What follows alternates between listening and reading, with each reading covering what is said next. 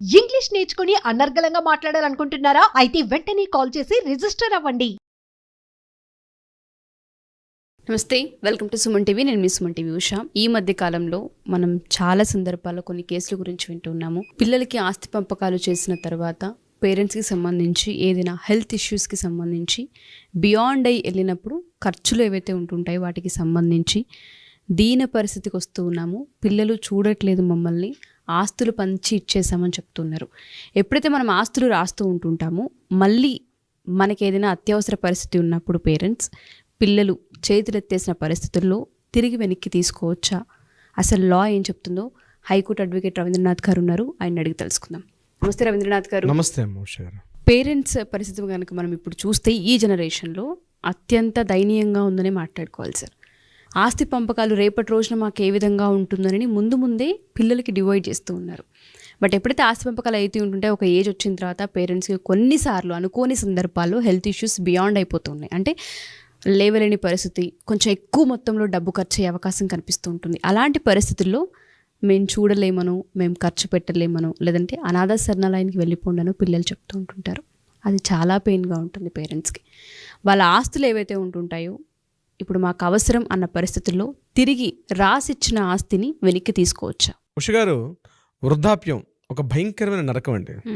చిన్నప్పుడు పిల్లల యొక్క చేతులు పట్టుకొని వాళ్ళకి స్కూళ్ళకి కాలేజీలకి నడిపించి ఉద్యోగం అయిన తర్వాత మ్యారేజ్ చేసేదాకా పిల్లలు మనతో దగ్గరగా ఉన్నటువంటి ఒక ఫీలింగ్ కలిగి ఉంటారు. కానీ ఒక దశ దాటిన తర్వాత తమకి పిల్లలు అందుబాటులో లేరు, తమను పంటి పెట్టుకొని లేరు, ఎక్కడ ఉద్యోగాలు కావచ్చు, వ్యాపారాలు కావచ్చు, రకరకాల కారణాలతో అనేక ప్రదేశాలకు వెళ్ళిపోతారు. అప్పుడు ఏమైందంటే ఇన్ని సంవత్సరాలు 30-40 సంవత్సరాల పాటు తనతో పాటు అంటి పెట్టుకున్నటువంటి తన యొక్క బ్లడ్ రిలేషన్ ఏదైతే ఉందో ఎప్పుడే దూరం అయిపోతుంది తెలియని ఒక మానసిక వేదనకు అనుభవించి చివరిగా వృద్ధాశ్రమాలలో చనిపోయి ఎంతోమంది, దీనికి జాతి మత కులమత భేదాలు లేకుండా ఉన్నత స్థాయి, మధ్యస్థాయి, అధమ స్థాయి కాకుండా అన్ని రకాల వర్గాలు కూడా ఒక్కసారి వాళ్ళని కదిపితే కన్నీళ్ళు ధారాపతంగా వస్తాయండి. రీసెంట్గా మేము కొండాపూర్లో ఒక వృద్ధాశ్రమాన్ని టచ్ చేయాల్సిన పరిస్థితి వచ్చింది. అంటే మా గురువుగారు అంటే ఏబీకే ప్రసాద్ గారిని ఒక సందర్భంలో మాట్లాడాల్సిన సందర్భంలో మేము వెళ్తే అక్కడ ఆయన ఉన్నటువంటి పరిస్థితిని చూసి మాకే చాలా దయనీయమైన పరిస్థితి వచ్చింది. అంటే ఎందుకు మనం మాట్లాడుకుంటున్నా, వృద్ధాప్యం అన్నది ఒక పెద్ద భయంకరమైనటువంటి ఒక శాపం అండి. ఏమీ చేయలేం పరిస్థితుల్లో. పేరెంట్స్ అందరూ కూడా ఏం కోరుకుంటున్నారంటే సార్, ఇవాళ రేపు కాలు చేయి పడిపోక ముందు దేవుడు మంచి చావు ఇస్తే బాగుండు, మేము మంచాన పడకుండా ఉంటే బాగుండు, అలాంటి చావు రావాలని కోరుకునే పరిస్థితి ఉంది సార్. అవునండి, కరెక్ట్. అంటే జరుగుతున్న సొసైటీలో కూడా చూడండి అబ్నార్మల్ చేంజెస్ అండి. ముఖ్యంగా అమ్మాయిని ఏమో పై ఇంటికి పంపించాలనుకుంటారు, మన ఉన్న స్థాయి కన్నా పెద్దింటికి పంపించాలనుకుంటారు. అబ్బాయినేమో కాస్త చిన్నింటిని తీసుకొచ్చి అమ్మాయి ఇప్పుడు లవ్ మ్యారేజెస్ అని అవన్నీ ఇవన్నీ వచ్చిన తర్వాత ఈ పిల్లలు తమ యొక్క బాగోగులు చూసుకోలేరు. అంటే ఈ ఇంట్లో ఉన్న పెద్దవారి యొక్క బాగోగులు చూసుకోకుండా మేము న్యూక్లియర్ ఫ్యామిలీస్కి వెళ్ళిపోతాం, నేను నా భార్య, నాకు 2 పిల్లలు అనే స్థాయికి వచ్చేసాం మనం. ఈ వృద్ధుల్ని ఎక్కడంటే ఆ సొంత ఇళ్ళు, ఇప్పుడు చాలా ప్రాంతాలు ముఖ్యంగా హైదరాబాద్ లాంటి ప్రదేశాల్లో, ముఖ్యంగా ఓల్డ్ ఏరియాస్ ఉంటుంది, అంటే పాత హైదరాబాద్ అని చెప్తున్నాను, ముఖ్యంగా ఆర్టీసీ క్రాస్ రోడ్డు ఇట్లాంటి ప్రదేశాల్లో, నల్లకుంట, రామ్నగర్, ఇప్పటికీ వృద్ధులు అక్కడే ఉండిపోయారండి. అంటే 70s ఆ ప్రాంతం బాగా డెవలప్ అయినప్పుడు అప్పటికి అది మోడర్న్ ప్రదేశం. ఇప్పుడు పిల్లలందరూ కూడా ఎప్పుడైతే మాదాపూర్ వచ్చేసారో ఈ పేరెంట్స్ని అక్కడే పెట్టేసి వీళ్ళు ఈ ప్రాంతానికి వచ్చేసారు. వాళ్ళ హెల్త్ ఇష్యూస్ కానీ, లేకపోతే వాళ్ళకి ఫైనాన్షియల్ ఇష్యూస్ కానీ, సోషల్ ఇష్యూస్ కానీ, వాళ్ళందరూ ఒకప్పుడు ఒక సొసైటీలో ఉండేవారు, వాళ్ళందరూ వెళ్ళిపోయారు. ఇంకా పిల్లలు ఫారినర్కి వెళ్ళిపోయారు, అంటే విదేశాలకి చదువు నిమిత్తం జాబ్స్ కానీ లేకపోతే ఉద్యోగాల రీత్యా వాడు బయటకు వెళ్ళిపోతున్నారు. ఇటువంటి సందర్భాల్లో కూడా వృద్ధులు అనుకోని పరిస్థితుల్లోని అసలు ఒక తెలియనట్టు ఒక మానసిక వ్యాధి, ఒక మానసిక దౌర్బల్యం అనుభవిస్తున్నారు. ఉష గారు, దీనికి సంబంధించి రీసెంట్గా నాకు జరిగిన కేసు కూడా మీకు చెప్తాను. రీసెంట్గా పిల్లలతో పాటు, అంటే ఇతను ఏం చేశాడంటే ఇద్దరు హస్బెండ్ వైఫ్, పిల్లలు సెటిల్ అయిపోయారు యూఎస్ఏలో. ఈ అమ్మాయి రీసెంట్గా డెలివరీ అయింది. ఈ మదర్ని తీసుకెళ్లారు, అంటే ఏదైనా చిన్న బేబీని చూసుకునే ఉద్దేశంతో ఆ మదర్ని తీసుకెళ్లారు. ఎంత దారుణం అంటే అమ్మని తీసుకెళ్ళాడు, అక్కడ ఆ అమ్మని పట్టించుకునే పరిస్థితి లేక ఆవిడ మన ఫోన్లో మాట్లాడి, ఇక్కడ హస్బెండ్కి ఏదో సందర్భంలో ఒక 1 month తర్వాత మాట్లాడి, నేను ఈ మురికి కూపంలో ఉండలేకపోతున్నాను, నన్ను ఇక్కడి నుంచి తీసుకెళ్ళిపోండి అని చెప్పి వాళ్ళ హస్బెండ్కి, ఎవరికి, ఈ అబ్బాయి వాళ్ళ అమ్మని చెప్తున్నాను, అబ్బాయి వాళ్ళ అమ్మ వాళ్ళ ఫాదర్కి ఫోన్ చేసి, నేను ఇక్కడ ఉండలేకపోతున్నాను, నేను ఏదో మంచిగా ఉంటుందని చెప్పి ఇక్కడికి వచ్చాను, కానీ అటు కోడలు పట్టించుకోవట్లేదు, అబ్బాయి పట్టించుకోవట్లేదు, ఏదో ఇంట్లో కుక్క కుక్కకి వేసినట్టుగా సమయానికి ఇంత ఫుడ్ వేసేస్తున్నారు తప్పించి నా హెల్త్ కడిగితే ఎప్పుడో పొద్దున్న చెప్తే ఎప్పుడో సాయంత్రం ట్యాబ్లెట్లు లేకుండా అటు డయాబెటిక్, బీపీ రకరకాల సమస్యలతో బాధపడుతున్నానని చెప్పి ఆ లెటర్ని తీసుకొచ్చి నాకు మొన్న కోర్టులో కలిసినప్పుడు ఆయన మాట్లాడితే నేను చదివి చాలా బాధపడ్డాను. ఆయన రాసినటువంటి మెయిల్ ఉన్నాయి సార్, అలాంటి కథలు బయటికి రానివి ఎన్నో ఉన్నాయి. పేరెంట్స్ని అవసరాల కోసం వాడుకొని పక్కన పెట్టే పిల్లల్ని మనం చూసాము, తన్ని తరిమేసిన పిల్లల్ని మనం చూసాము. అంతకుముందు న్యూస్ పేపర్లలో తండ్రి చనిపోతే ఎంత ఖర్చులు అవుతాయో చెప్పండి, ఖర్చులకు పంపిస్తాము, మాకు సంబంధం లేదన్న కూతురు రాసిన ఒక న్యూస్ కూడా హైలైట్ అవ్వడం మనం చూసాము. ఇలాంటివి చాలా ఉన్నాయి సార్ పేరెంట్స్కి సంబంధించి. దీనికి ముఖ్యంగా కోర్టులు చట్టాలు ఏం చెప్తున్నాయంటే ముఖ్యంగా పిల్లలకి మన ఆస్తి పంపకాలు రాసేవాడు అంటే ప్రేమ మీద ముందు రాసిస్తారు. అటు ఇంటికి వచ్చిన కోడలు కావచ్చు, నా కొడుకు బాగుండాలి లేకపోతే నా కూతురు బాగుండాలి ఉద్దేశంతో ప్రాపర్టీస్ లేకపోతే ఇంట్లో ఉన్న బంగారం, ఇంట్లో ఉన్నటువంటి ఆస్తులు ఏవైతే ఉన్నటువంటి స్థిర చిరాస్తులు అన్నీ కూడా ఆ ప్రాపర్టీస్ అన్ని రాసిస్తారు. రాసేసిన తర్వాత మిమ్మల్ని బాగా చూసుకుంటాం డాడీ అంటారు, లేదా అమ్మాయి చెప్తాది, అబ్బాయి చెప్తారు, ఇట్లని చెప్తారు. కానీ చివరికి తన ఏజ్ వచ్చేసరికల్లా సరిగ్గా పట్టించుకోకుండా అనాథలాగా పగిలిపోతుంటే ఆ వృద్ధుల యొక్క బాధ ఒక వర్ణాతీతం. ఇటువంటి సందర్భాల్లో చట్టాలు అయితే సుముఖంగా ఉన్నాయి. ముఖ్యంగా దీనికి సంబంధించి సీనియర్ సిటిజన్స్ యాక్ట్ 2007 అని ఒక యాక్ట్ ఉంది. దీనికి సంబంధించి ఎలా ఉంటుందంటే ఈ యాక్ట్లో పూర్తిగా వృద్ధుల యొక్క అంటే 3 రకాలుగా ఉంటుంది. వాళ్ళకి ఆర్థికంగా చూసుకోవాల్సిన బాధ్యత ఉంటుంది, అదేవిధంగా వాళ్ళకి హెల్త్ పరంగా ఎటువంటి సమస్యలు వచ్చినా ఏం చూసినా వాళ్ళని ప్రొటెక్ట్ చేసిన బాధ్యత ఉంది. అట్ ద సేమ్ టైం ముఖ్యంగా గవర్నమెంట్ ఉద్యోగాలు ఇట్లా చేస్తే పింఛన్ వస్తుంది. వాళ్ళకి పింఛన్ రాని పక్షంలో వాడిని పూర్తిగా హెల్త్ పరంగా అన్ని రకాలుగా వాళ్ళని చూసుకునే బాగోగులు చూసుకునే బాధ్యత పిల్లల మీద పేరెంట్స్కి ఉంది. ఒకవేళ పొరపాటున ఏదైనా ప్రాపర్టీస్ వాళ్ళకి రాసేసామండి, ఇప్పుడు ఈ పరిస్థితిలో మాకు ఈవెన్ దో చిన్న చిన్న మెడిసిన్స్ కొనుక్కోవడానికి కూడా 100 రూపాయలకి 50 రూపాయలకు కూడా బాధపడే పరిస్థితికి వచ్చేస్తాం అన్నటువంటి వృద్ధులు ఎవరైతే ఉన్నారో వారికి మనం చెప్పేది ఈ చట్టం పూర్తిగా రక్షణ కల్పిస్తుంది. ఎవరైనా పిల్లల ఆస్తిని ప్రాపర్టీస్ ఇచ్చినా ఇవ్వకపోయినా సరే చెప్తున్నాను, పిల్లల యొక్క బాధ్యత, ఎందుకంటే తల్లిదండ్రులను చూసుకోవాల్సిన బాధ్యత రక్షణ చట్టం ఉంది ఈ సీనియర్ సిటిజన్స్ యాక్ట్.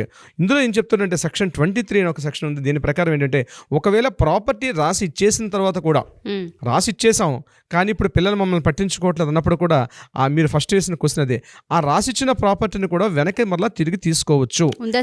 సెక్షన్ 23 ప్రకారం ఆ ఛాన్స్ ఉంది. సుప్రీంకోర్టు ఒక సైటేషన్లో కూడా క్లియర్గా చెప్పడం జరిగింది, పిల్లల బాగోగులు చూడనప్పుడు వారి యొక్క ఆస్తులు మీరు టచ్ చేసే అధికారం మీకు లేదు కాబట్టి ఇమీడియట్గా మీరు ఏదో రకంగా మీరు ప్రాపర్టీని రాసిస్తారు కానీ ఆ యొక్క ఆస్తుల్ని మరలా వెనక్కి తీసుకునే అవకాశం ఉంది. ఇది యాక్చువల్గా 2007 యాక్ట్ ప్రకారం సుప్రీంకోర్టు క్లియర్గా చెప్పింది. కోర్టు ద్వారా కానీ జిల్లా మ్యాజిస్ట్రేట్ గారు కానీ లెటర్ అపీల్ చేసుకుంటే ఇమీడియట్గా మీరు యొక్క డీటెయిల్స్ అన్ని చెప్పగలిగితే డెఫినెట్గా కోర్టు ముందుకు వస్తుంది. కోర్టు ద్వారా మళ్ళీ మీ ప్రాపర్టీ మళ్ళీ మీరు తిరిగి వెనక్కి పొందే అవకాశం ఉంటుంది. ముఖ్యంగా ఆర్థిక భరోసా ఉంది, ముఖ్యంగా ఆరోగ్యపరంగా కూడా భరోసా ఉంది. వీటి కాకుండా సామాజిక పరంగా కూడా చేసిన బాధ్యత ఉంది. అయితే సమాజంలో ఉన్నటువంటి గవర్నమెంట్స్ కూడా ఒక గైడ్లైన్స్ ఇచ్చింది ఈ act basis, not only for the individual ఒకటే కాదు, స్టేట్ గవర్నమెంట్ కూడా కొంత గైడ్లైన్స్ ఇస్తుంది. ముఖ్యంగా వృద్ధాశ్రమాలు ఏర్పాటు చేయడం, వాళ్ళ ఆరోగ్యం కానీ ముఖ్యంగా వాళ్ళకి అన్ని రకాల ఆ టైంలో వాళ్ళకి కావాల్సిన ఒక మానసిక పరిపక్వత అంటే మెంటల్గా వాళ్ళ బాగోగులు చూడాల్సిన బాధ్యత ప్రభుత్వానికి ఉంటుందని చెప్పి ఒక గైడ్లైన్స్ ఇస్తున్నారు. ఒకవేళ అట్లాంటి లేని పక్షంలో కూడా వాళ్ళకి పింఛన్ ఇవ్వాల్సిన అవసరం, ఇప్పుడు ఆసరా పింఛన్స్ అని తెలంగాణ ప్రభుత్వం అన్ని రాష్ట్ర ప్రభుత్వాలు కూడా అమలు చేస్తుంటాయి. ఈ యాక్ట్ యొక్క రిజల్టే ఈ పింఛన్ సౌకర్యం కూడా ఈ యాక్ట్ని బేస్ చేసుకుని రాష్ట్ర ప్రభుత్వాలు ముందుకు వచ్చేయడం కూడా జరుగుతుందన్నమాట. అయితే ప్రాపర్టీని ఇచ్చేటప్పుడు మనం క్లియర్గా ఒక న్యాయవాదిని అపాయింట్ చేసుకోవడం, ఒక అడ్వకేట్ని అపాయింట్ చేసుకొని ప్రాపర్టీస్ ఏ పారామీటర్లు ఇస్తే బాగుంటుంది, పిల్లలకి అంటే ఒక న్యాయవాది ఏం చేస్తారు, అడ్వకేట్స్ ఏం చేస్తుంటే లీగల్ పారామీటర్స్లో యొక్క డ్రాఫ్ట్ చేసే అవకాశం ఉంటుంది. విల్లు రాసినా సరే అట్లానే ఉంటుంది, అంటే విల్లు కూడా రకరకాలుగా ఉంటుంది. నేను దాన్ని వేరే డిస్కషన్లో మీకు నేను చెప్తాను. సో ఒక ప్రాపర్టీని ఎట్లా మనం డివిజన్ చేయాలి, ఏ రకంగా చేస్తే పిల్లలకి చెందుతుందనే విషయం మీద ఒక క్లియర్ ఒక అడ్వకేట్ని అపాయింట్ చేసుకోవడం వల్ల మీకు కొంత హెల్ప్ఫుల్ అయ్యే అవకాశం ఉంటుంది, కొంత ఉపశమనం కూడా కలిగే అవకాశం ఉంటుంది. మీరు అన్నట్టుగానే ఎవరైతే ఇప్పుడు పంపకాలు చేస్తూ ఉంటుంటారో వాళ్ళందరికీ ఇది ఒక నోట్ అండ్ దాంతోపాటు ముఖ్య గమనిక అని మనం చెప్పొచ్చు. కానీ ఆల్రెడీ చేస్తున్న పేరెంట్స్ ఎవరైతే ఉంటుంటారో ఆస్తులు పనిచేసాము, ఇప్పుడున్న సిచ్యుయేషన్లో చేతులెత్తేసిన పరిస్థితి కనిపిస్తూ ఉంది మాకు, మేము అటు వెళ్ళలేము ఇటు రాలేము అన్న పరిస్థితిగా ఉంది మాది. మీరు అన్నారు ఇందాక 100 రూపాయల ట్యాబ్లెట్స్ 200 రూపాయలు, నిజంగా ఆ పరిస్థితులు కనిపిస్తున్నాయి. ఆ దౌర్భాగ్య స్థితిలో చాలామంది పేరెంట్స్ ఉన్నారు సార్.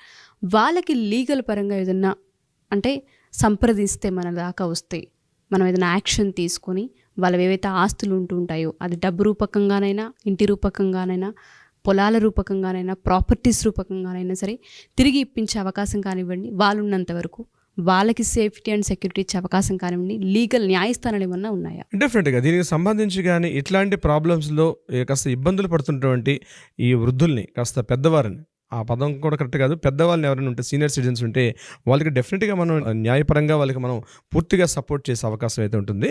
అయితే ఈ యాక్ట్లో ఒక క్లాజ్ ఉంది, 2007 బిఫోర్ కన్నా 2007 అంటే యాక్ట్ ఇంప్లిమెంట్ అయింది 2007 కాబట్టి 2007 తర్వాత వచ్చేటువంటి ఈ డిస్కషన్స్కి ఈ యాక్ట్ చాలా పవర్ఫుల్గా ఉంటుంది. కానీ అయినప్పటికీ కూడా ఎవరైనా సరే అట్లాంటి సమస్యల్లో ఇరుక్కుపోయి పిల్లలు సరిగ్గా బాగోగులు చూడకుండా వాళ్ళ హెల్త్ ఇష్యూస్లో కానీ వాళ్ళ మెంటల్ కండిషన్స్లో కానీ సపోర్ట్ చేయకుండా, పూర్తిగా పేరెంట్స్ని పట్టించుకోకుండా, పిల్లలు కేర్లెస్గా పూర్తి ఒక నిర్లక్ష్య ధోరణితో పట్టించుకోకుండా ఉన్నటువంటి స్థితిలో ఉన్నప్పుడు డెఫినెట్గా వాళ్ళకి న్యాయపరంగా వాళ్ళకైతే ఖచ్చితంగా వాళ్ళకి సలహా, న్యాయపరంగా వాళ్ళకి ఒక రెమెడీ ఉంది, పరిష్కారం కూడా ఉంది.